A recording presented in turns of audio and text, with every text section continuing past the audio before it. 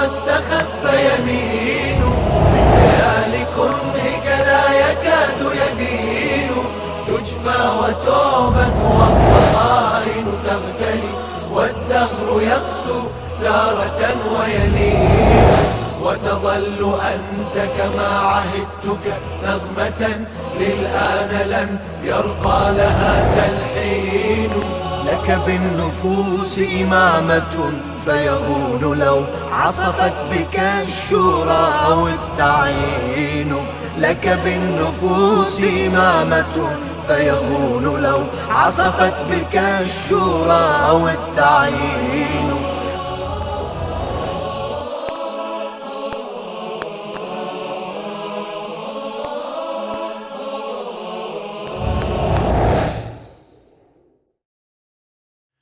بسم الله الرحمن الرحيم الحمد لله رب العالمين ثم الصلاة والسلام على أشرف الأنبياء وأفضل المرسلين سيدنا ومولانا أبي القاسم مصطفى محمد وصلى الله عليه وعلى أهل بيته الطيبين الطاهرين المعصومين.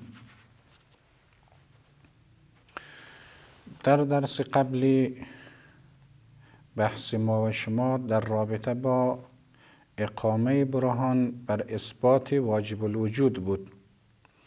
با توجه به مباحثی که مطرح گردید و مقدمات فلسفی که خدمت شما مطرح کردم از قبیل باطل بودن تسلسل و از قبیل این که امکان ندارد همه موجودات ممکن الوجود باشند، نتیجه مباحث گذشته این شد که در عالم واجب الوجودی داریم.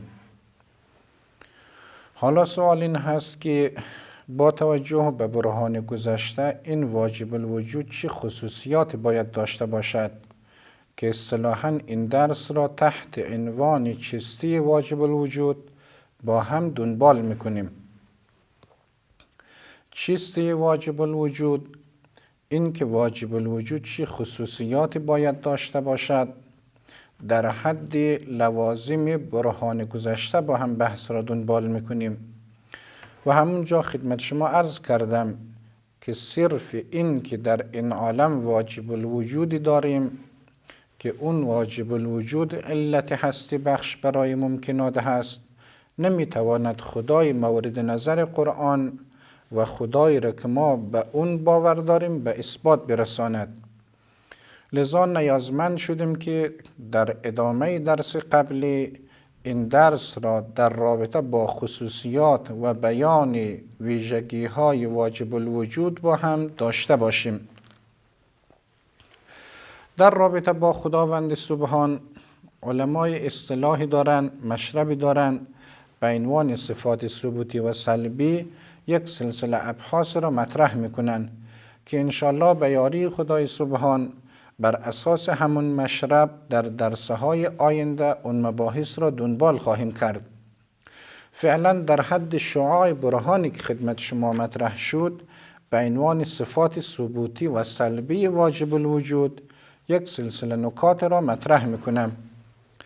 البته همچنان قابل تذکر هست و باید عرض کنم که خود بنده هم قبول دارم که با توجه به فلسفی بودن این مباحث یک مقدار مباحث شاید از روال معمول خارج باشد، به این معنا که نیازمند ورزیدگی ذهن و دقت بیشتر هست.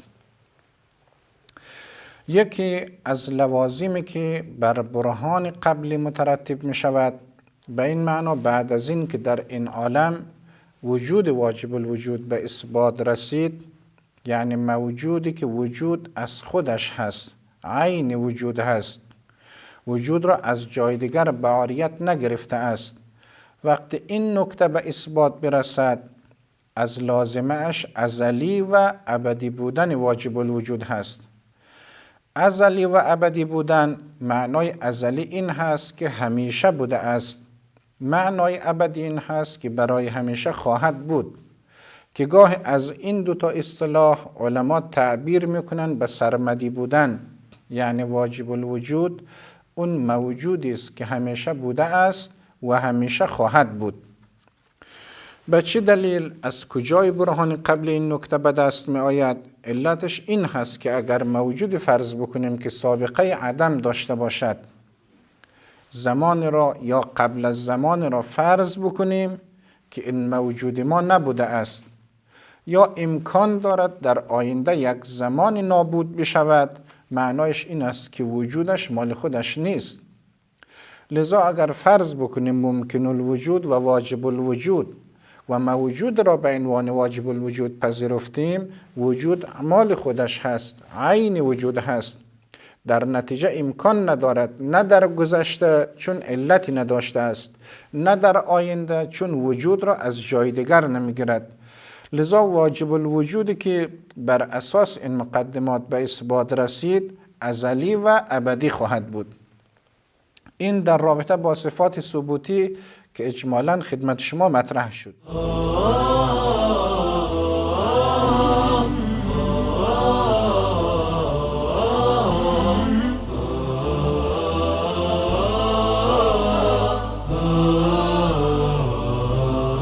صفات سلبی که برای واجب الوجود قابل ارائه هست، اولین صفت سلبی این هست که واجب الوجود مورد نظر ما باید بسیط باشد، مرکب نباشد، نه اجزای بالفعل باید داشته باشد و نه اجزای بالقوه. بنابراین واجب الوجود در صورت میتواند واجب الوجود باشد که خالی از هر نوع ترکیب، حتی ترکیب بالقوه باشد، که با همین قید و خصوصیت شما میبینید که بسیار از موجودات این عالم نمیتواند واجب الوجود باشد. از کجا این نکته را ما استفاده بکنیم؟ چرا که از لازمه ترکیب نیازمندی هست و ما گفتیم نیازمندی یعنی معلولیت. اگر در موجود ما امکان تجزیه باشد، یعنی ولو بالقوه برایش جز فرض بکنیم، نتیجه این می شود که پس باید موجود ما امکان زوال داشته باشد. امکان زوال برای موجود قابل تصور هست که وجود مال خودش نباشد، ممکن الوجود باشد نه واجب الوجود. و چون ما فرض کردیم که موجود ما واجب الوجود هست، پس باید خالی از ترکیب، خالی از جزئیات باشد، چه اجزای بالفعل و چه اجزای بالقوه. این اولین صفت سلبی هست که بر اساس مقتضای برهان قبلی باید واجب الوجود ما داشته باشد. دومین صفت و خصوصیت سلبی این هست که واجب الوجود نمیتواند جسم باشد. چرا؟ چون هر جسمی حتما مرکب هست. جسم ما مرکب از اجزا هست، چه اجزای بالفعل یا اجزای بالقوه. و همین حالا محضر شما عرض کردم که واجب الوجود نمیتواند مرکب باشد از اجزای بالفعل یا اجزای بالقوه. لذا هست که واجب الوجود نباید جسم باشد. سومین خصلت منفی یا صفت منفی در واجب الوجود این است که واجب الوجود باید خالی از زمان و مکان باشد. نمیتواند در زمان خاص یا در مکان خاص محدود باشد. چرا؟ دلیلش روشن هست، چون زمان و مکان از ویژگی ها و خصوصیات جسم هست و همین حالا ما خدمت شما عرض کردیم که واجب الوجود نباید جسم داشته باشد. چهارمین خصوصیتی که برای واجب الوجود اینجا باید مطرح کرد این نکته هست که واجب الوجود نمیتواند حرکت داشته باشد، نمیتواند تحول داشته باشد و نمیتوان هیچ نوع تکامل را در او پیش بینی کرد. چرا؟ چون حرکت و تحول و تکامل همگی در جایی است که امکان زمان باشد، در جایی است که ما زمان را بتوانیم فرض بکنیم و همین حالا ما اثبات کردیم که واجب الوجود باید خالی از زمان باشد، باید خالی از مکان باشد و نباید جسم باشد.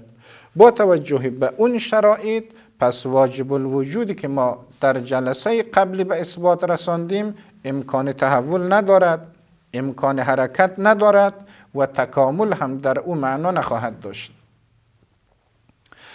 آخرین صفت سلبی که در رابطه با واجب الوجود اینجا محضر شما مطرح میکنم این است که واجب الوجود قابل دیدن با چشم و با هیچ یک از حواس نخواهد بود. چرا؟ چون واجب الوجودی که ما به اثبات رساندیم جسم نیست و حس ما و شما و یا چشم ما و شما کارکردش در جایی است که چیز جسم باشد. وقتی با دلیل عقلی به اثبات رساندیم که واجب الوجود نمیتواند جسم باشد، پس قابل درک با حواس یا قابل دیدن با چشم هم نخواهد بود. اینها مجموعه نکاتی بود که در رابطه با واجب الوجود به محضر شما به عنوان صفات ثبوتی و سلبی مطرح کردیم. مجموعه این صفات اقتضاء برهان گذشته هست، یعنی برهانی که در جلسه قبل مطرح کردیم با توجه به اون برهان و با توجه به این که وجود یا موجود را ما فرض کردیم که این موجود وجود مال خودش هست، عین وجود هست، همچون موجودی باید این خصوصیات را داشته باشد. بعض صفات در او نباید باشد و بعض کمالات را باید در او فرض کنیم. با توجه به این نکاتی که محضر شما مطرح کردم تا حدودی میبینیم که به اون خدای مورد نظر، خدای قادر متعال، خدایی که باید قابل پرستش باشد، شباهتی به بندگان نداشته باشد، بر اساس تصریح قرآن کریم لیس کمثله شیء، مثل خدا هیچ چیز ما نداریم.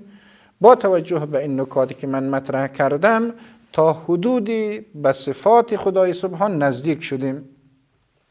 البته بحث مفصل را انشاءالله در رابطه با صفات ثبوتی و صفات سلبی خدای سبحان در درس‌های آینده با هم خواهیم داشت.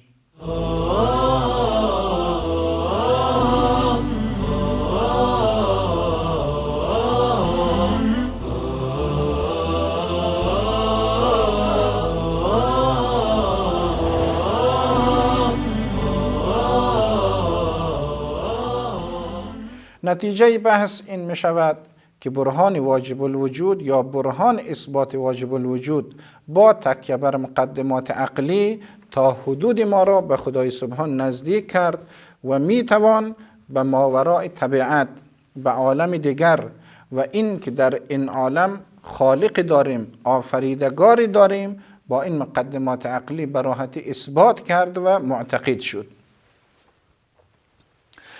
در پایان این بحث چند تا نکته اینجا مناسب هست که محضر شما مطرح بکنم. یکی خود رابطه واجب و ممکن هست، یا به عبارت دیگر علت هستی بخش چه نوع علتی است. مستحضرید ما و شما اگر به عنوان یک مثال خارجی دقت بکنیم، مثلا در رویدن گیاه مجموعه علل و شرایط باید دست به دست هم بدهند تا یک گیاه بروید. فرض بفرمایید باید خاک مناسب و آب و هوای مناسب در اونجا باشه. عامل انسانی مثل یک انسانی که باید بذرافشانی بکند و علل دیگری که اینجا قابل طرح هست. حالا نکته اینجا هست که خدای سبحان یا واجب الوجود را که ما علت فرض کردیم چه نوع علت هست؟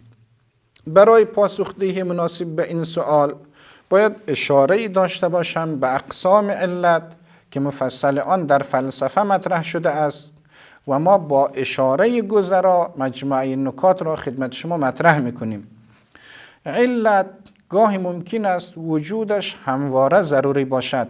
به این معنا اگر این علت نباشد معلول ما هم نابود خواهد شد. حالا میتونیم اسم اون را بگذاریم علت حقیقی. ولی در بعض موارد ممکن است ما علتی داشته باشیم که در ابتداء وجود معلول ضروری باشد، مثل کشاورز نسبت به گیاه، ولی در ادامه وجود نیازمند به اون علت نباشد، که اصطلاحاً این نوع علت را میگویند علت اعدادی، اون علتی که زمینه وجود را فراهم میکند. بعد از اینکه موجود به وجود آمد نیازمند به اون علت نخواهد بود. در یک تقسیم بندی دیگر گاهی علمای فلسفه میگویند علت یا جانشین پذیر هست یا انحصاری. علت جانشین پذیر به این معنا که میتوان در جای اون علت دیگر را جایگزین کرد که کارکرد همون علت را داشته باشد و معلول ما بدون هیچ مشکلی ادامه وجود بدهد. اما علت انحصاری اون علتی است که به هیچ عنوان نمیتوان برای او جانشین فرض کرد. اگر روز اون علت نباشد معلول ما خود به خود از بین خواهد رفت. حالا این تعریف علت ها و اقسام علت ها، برای هر کدام میتوان مثال های هم آورد برای اینکه توضیح بیشتر داده شود و خوب جا بیفتد، ولی با توجه به ضیقی وقت و با توجه به کمی فرصت در همین حدی که خدمت شما عرض شد اکتفا می شود.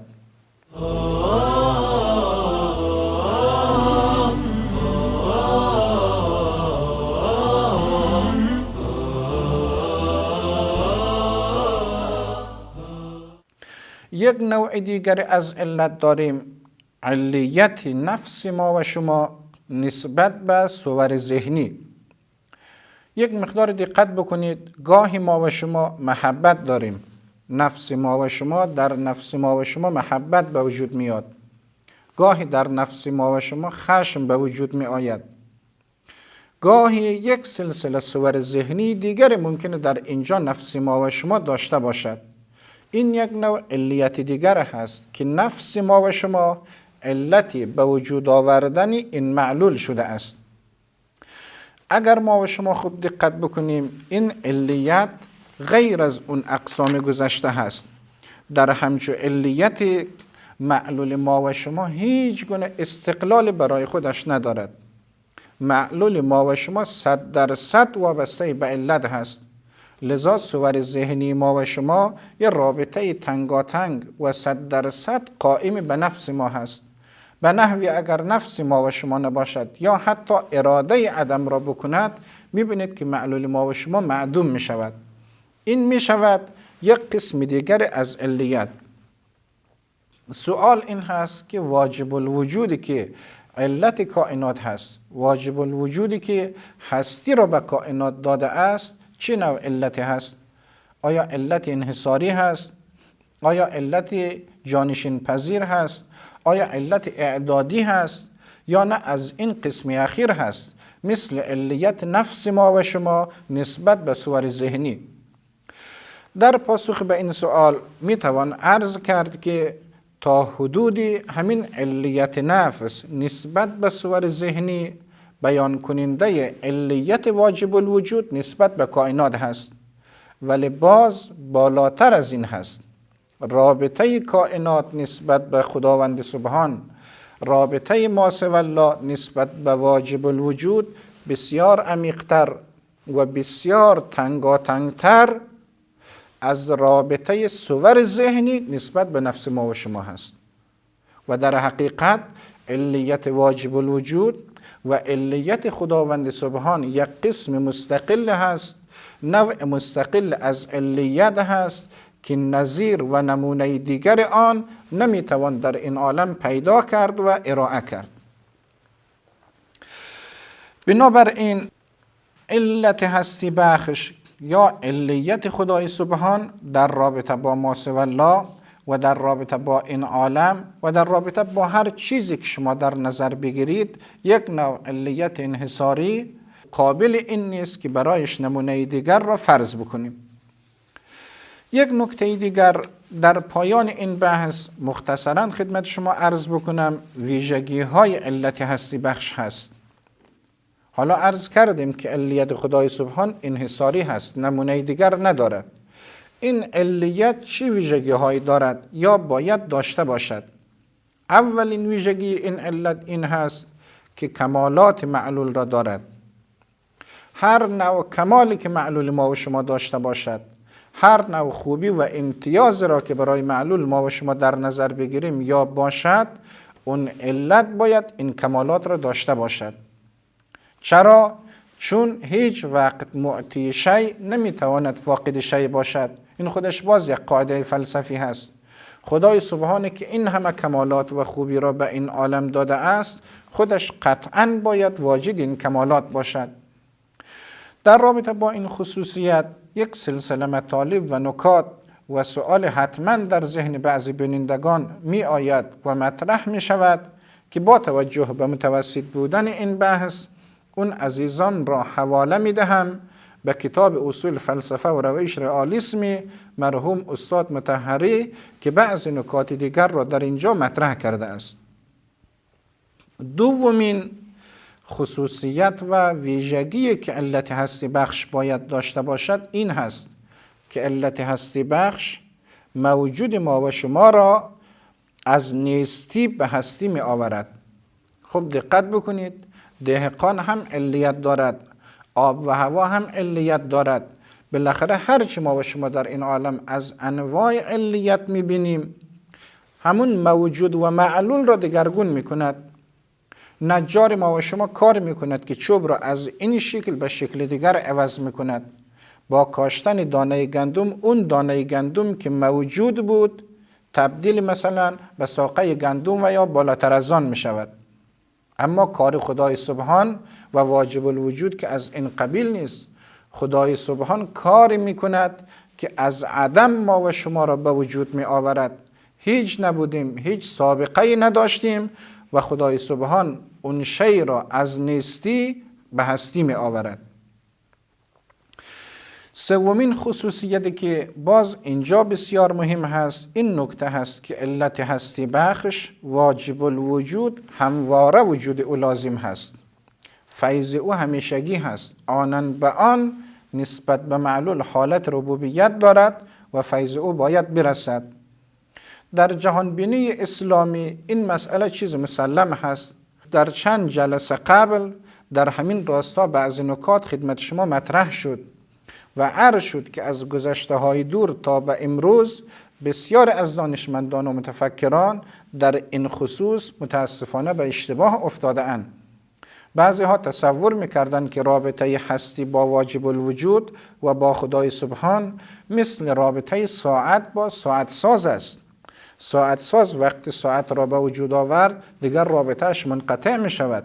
عمر طبیعی خود را خود این ساعت ادامه می دهد. در حالی که برعکس برداشت ما این هست مقتضای تقسیم وجود به واجب و ممکن این هست که خدای سبحان همیشه فیضش لازم و ضروری هست و اگر یک لحظه یک آن فیض خدای سبحان به هستی یا به موجود خاص نرسد اون هستی و اون موجود نابود می شود. با اتمام این درس بحث ما و شما در رابطه با براهین اثبات وجود خدا هم به پایان رسید و انشالله از درس آینده وارد بحث صفات خدای سبحان خواهیم شد. اگر دقت فرموده باشید ما از طریق یک دلیل عقلی و قبل از آن از طریق برهان نظم که با استفاده از مقدمات حسی بود کوشش کردیم که وجود خدای سبحان را به اثبات برسانیم که امیدوارم برای شما بیننده عزیز نافع بوده باشد.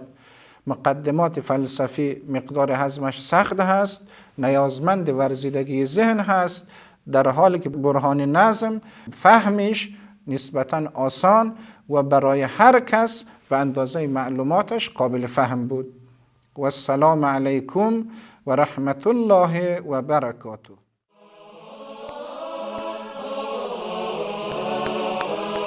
غلا يسار واستخف يمين بكيال كرهك لا يكاد يبين تجفى وتعبد والضغائن تغتلي والدهر يقسو تارة ويلين